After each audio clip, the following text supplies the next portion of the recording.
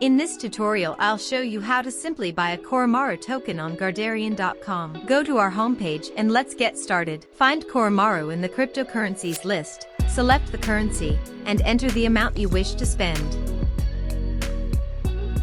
Please pay attention to the minimum amount available for your exchange. Guardarian has a fixed fiat currency fee and does not charge you with additional or hidden fees. The expected exchange rate is the rate at the moment of calculation. Please note, depending on market volatility, the final amount can be changed. Ensure you have read the terms and conditions and press the button to continue. Paste your wallet address and write your phone number for SMS verification. Guardarian will never call you. Stay safe.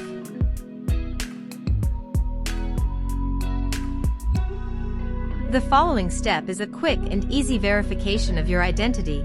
Take a picture of your preferred document type.